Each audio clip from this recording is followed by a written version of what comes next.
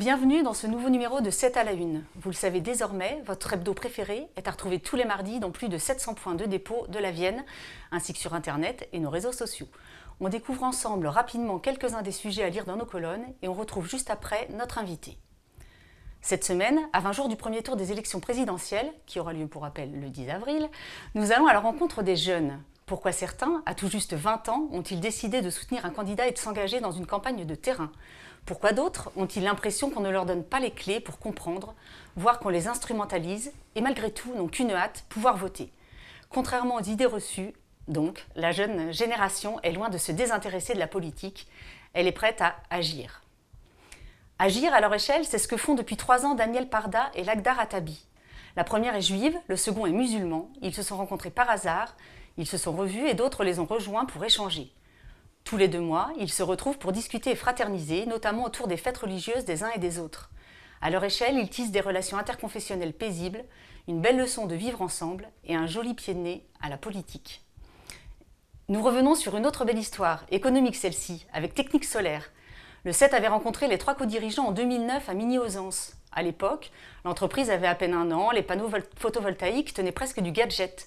Aujourd'hui, Technique Solaire, qui vient de s'installer à Biard, affiche un chiffre d'affaires de 100 millions d'euros, emploie 140 salariés et a déjà plus de 500 installations à son actif, de plus en plus dans le monde agricole.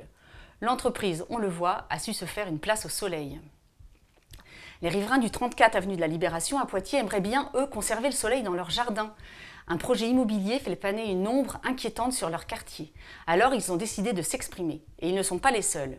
Chemin du Lavoir, dans le quartier du Pont-Neuf, une quarantaine de riverains se sont même cotisés pour acheter une maison et décourager le projet d'un promoteur. À Pouziou, les habitants se mobilisent pour que le stade de foot au cœur du village ne soit pas transformé en un immeuble. Bref, ici et là, les habitants ne veulent plus subir les projets d'urbanisme et ils le font savoir. Ils s'organisent. Ainsi, le 10 avril prochain, au Confort Moderne à Poitiers, va se tenir l'Assemblée constitutive de l'ADEPA. ADEPA pour Association de défense de l'environnement, du patrimoine et de l'habitat. Dominique Leblanc, le président du comité de quartier autour du Pont-Neuf, est avec nous pour en parler. Bonjour Monsieur Leblanc. Bonjour. Alors vous êtes donc président du comité autour du Pont-Neuf. De source municipale, visiblement c'est le quartier qui concentre le plus de permis de construire ces dernières années. Comment est-ce qu'on le vit? Comment est-ce que vous le ressentez à votre échelle en tant qu'habitant? On le ressent d'autant moins bien que les projets, on les découvre les uns après les autres sans information préalable. Donc ça, c'est la première des questions. C'est comment on fait pour être informé, pour être tenu au courant de ce qui se prépare dans le quartier. Voilà, c'est une des premières choses à dire, je pense. Alors on a l'exemple du chemin du Lavoir. Alors c'est une petite rue qui est située derrière le Confort Moderne pour que tout le monde puisse visualiser peut-être. Vous vous êtes cotisé à une quarantaine pour rassembler 243 000 € et pour acheter une maison qu'un promoteur immobilier voulait acquérir pour un projet. Est-ce que vous pouvez nous raconter un petit peu cette histoire et pourquoi vous avez mobilisé comme ça les citoyens? Je dirais qu'on n'a pas tellement eu d'autres possibilités. À partir du moment où on met en effet les locataires devant le fait accompli, on les met dehors, pour le dire autrement, rupture de bail. Soit on laisse partir les gens, on proteste pendant 1 mois ou 2, puis ensuite on laisse courir, comme on dit. Soit on essaye de trouver une solution, et la solution trouvée, ça a été celle-là, ça a été dans un délai extrêmement court, ça a été de pouvoir racheter cette maison et que les locataires puissent rester dans cette maison qu'ils occupent depuis plus d'une dizaine d'années maintenant. Alors il y a la question des locataires, mais il y a aussi la question du cadre de vie en général. Donc derrière cet achat, il y a aussi un projet un petit peu plus pour le quartier, peut-être pour cette parcelle, parce qu'en fait c'était pour sauver une parcelle qui est enclavée, c'est ça, dans le quartier? Mais tout à fait, c'est un peu la difficulté du quartier. C'est très attractif dans une ville qui jusqu'à présent était encore abordable, on va dire, y compris sur des achats de maisons ou de terrains. Un certain nombre de promoteurs ont bien vu le bénéfice qu'ils pouvaient tirer à venir à Poitiers. L'autre difficulté, oui, c'est de prendre le projet globalement peut-être et d'essayer de voir le quartier à son échelle, même au-delà, parce que vous m'avez parlé aussi des dunes. Vous essayez de coordonner tous les projets pour que le cadre de vie soit plus Disons que toute notre difficulté, c'est dans le cadre du plan local d'urbanisme, ça c'est une autre question qu'il faudrait un peu, sans doute du temps pour développer, c'est remettre cette affaire-là à plat. Donc faire que tout le monde comprenne bien que si on veut empêcher un certain nombre de projets, il faut impérativement passer par une révision du plan local d'urbanisme. Il n'y a pas d'autre solution. On sera perdant pratiquement à chaque fois parce que d'un point de vue juridique, ce qui pèse, c'est le plan d'urbanisme. Et donc les promoteurs ont beau jeu de dire on peut le faire, donc on le fait. Donc ensuite, sur la question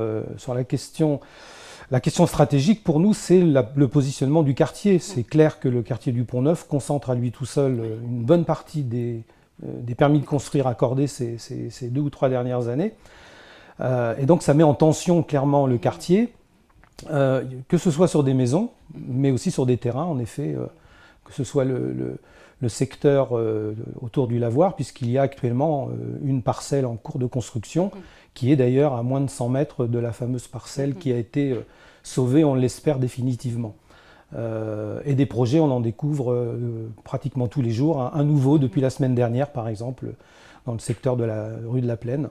Et ça nous met vraiment, y compris dans les relations qu'on peut avoir à la fois avec les riverains et avec la municipalité, ça nous met dans une position de demande d'information, d'information en direction des riverains, d'information de manière générale, sachant que maintenant, c'est un peu la nouveauté, c'est que ces questions d'urbanisme sortent du quartier du Pont-Neuf et sont en train de faire un peu tache d'huile. Vous avez évoqué tout à l'heure l'avenue de la Libération. On a en effet été contacté par des riverains, par des habitants de cette partie de Poitiers, très inquiets et très remontés contre un projet qui en effet va leur manger beaucoup de lumière, entre autres. Il y a d'autres quartiers donc, qui vous ont contacté. C'est pour ça que vous avez décidé d'essayer de créer une association qui regroupe un petit peu toutes ces mobilisations et revendications de riverains. L'ADEPA, c'est... Oui, ça sera en effet, on l'espère en tout cas, effectif le lundi 11 avril prochain, avec l'espoir de...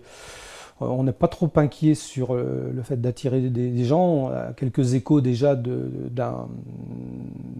attention particulière à ces questions.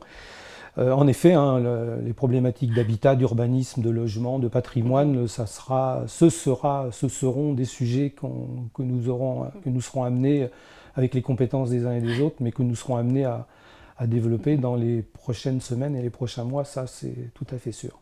Donc les missions de l'ADEPA, ce sera informer, ce sera aussi rassembler, et proposer. Et proposer, bien tout sûr. à fait, informer parce que, moi le premier, vous m'auriez dit il y a 3 ans, vous m'auriez posé la question de qu'est-ce que c'est qu'un plan local d'urbanisme, comment ça fonctionne, j'aurais bien été incapable de rentrer dans le détail, j'en sais un petit peu plus aujourd'hui.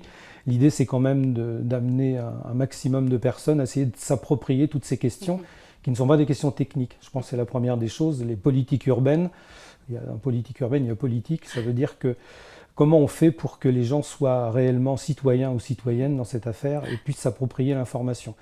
Sur la question des propositions également, ce sera, je pense, un des axes importants, informer, mobiliser et proposer. Ça veut dire qu'on a aussi des choses à dire et à proposer. Vous avez évoqué le quartier, le secteur des dunes.